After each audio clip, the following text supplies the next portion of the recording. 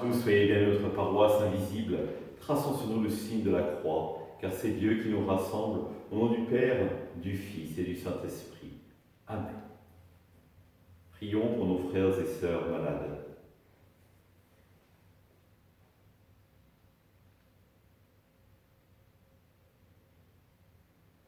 Prions pour les soignants et tous ceux qui œuvrent pour le bien commun.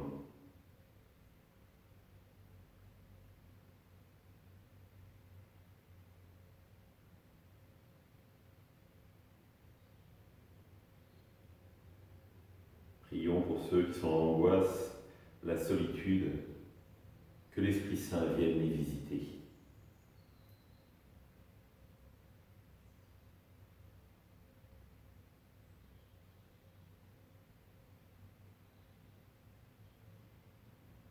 Pour manifester notre communion, je vais maintenant allumer cette bougie au cierge pascal.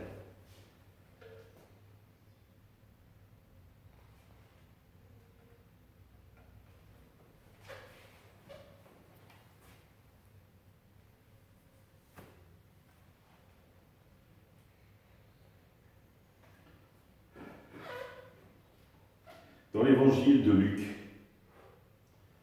en ces jours-là, Jésus s'en alla dans la montagne pour prier, et il passa toute la nuit à prier Dieu. Le jour venu, il appela ses disciples et en choisit 12, auxquels il donna le nom d'apôtres. Simon, auquel il donna le nom de Pierre, André, son frère, Jacques, Jean, Philippe, Barthélemy, Matthieu, Thomas, Jacques, fils d'Alphée, Simon appelé le Zélote, Jude, fils de Jacques, et Judas Iscariote qui devint un traître. Jésus descendit de la montagne avec eux et s'arrêta sur un terrain plat. Il y avait là un grand nombre de ses disciples et une grande multitude de gens venus de toute la Judée, de Jérusalem, du littoral de Tyr et de Sidon. Ils étaient venus l'entendre et se faire guérir de leur maladie. Ceux qui étaient tourmentés par les esprits impurs retrouvaient la santé, et toute la foule cherchait à le toucher, parce qu'une force sortait de lui et les guérissait tous. Acclamons la parole de Dieu. Louange à toi, Seigneur Jésus.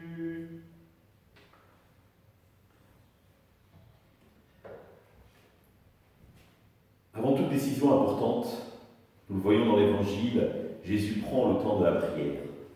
Il s'arrête pour remettre sa décision à Dieu.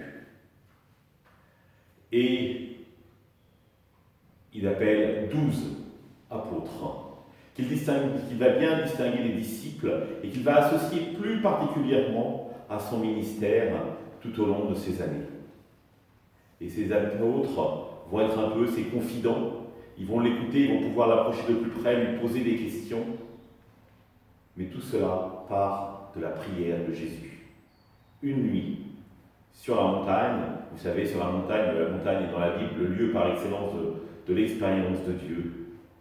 Et là, il demande au Père, finalement, de l'aider à choisir, pour que la décision ne vienne pas uniquement de lui, mais aussi de son Père.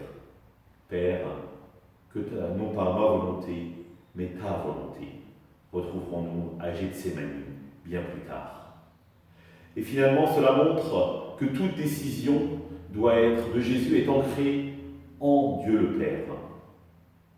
Cela nous interpelle peut-être sur notre manière à nous de prendre des décisions, évidemment pas de choisir entre le sel et si je dois davantage saler un plat ou pas, des décisions importantes que nous prenons dans notre vie. Des décisions qu'on appellera un peu décisives. Est-ce que nous ancrons ces décisions en Dieu ou pas?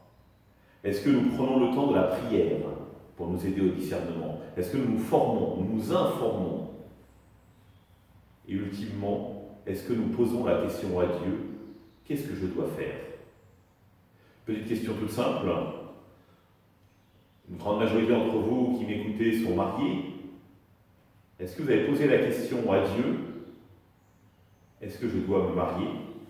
Et est-ce avec cet homme-là ou cette femme-là que je dois me marier? Moment, un des plus décisifs de votre vie qui va orienter véritablement de manière durable toute votre vie. Avez-vous invité Dieu dans cette décision ou pas? Je crois que la question est d'importance. Parce que ce qui est fondamental en tant que chrétien, c'est de vivre les décisions, notre vie en Dieu et avec Dieu. Et comment les vivrons Dieu et avec Dieu si nous ne sommes pas capables de l'inviter au moment de notre décision? Oui, nous pouvons nous tourner vers Dieu dans les difficultés, dans les moments de joie aussi.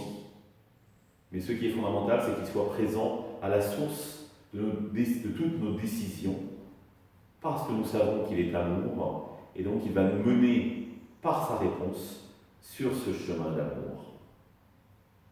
Alors oui, frères et sœurs, prenons la résolution aujourd'hui qu'à chaque décision importante que nous aurons à prendre, arrêtons-nous et posons la question à Dieu, sachant que la décision que nous prendrons alors sera éclairée, pour ne pas dire illuminée par son esprit, et qu'elle nous mènera forcément à Dieu.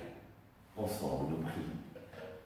Notre Père, qui es aux cieux, que ton nom soit sanctifié, que ton règne vienne, que ta volonté soit faite sur la terre comme au ciel. Donne-nous aujourd'hui notre pain de ce jour. Pardonne-nous nos offenses, comme nous pardonnons aussi à ceux qui nous ont offensés. Et ne nous laisse pas entrer en tentation, mais délivre-nous du mal. Amen. Et que le Seigneur nous bénisse, nous accompagne notre journée, nous garde dans la paix, au nom du Père, du Fils et du Saint-Esprit. Amen.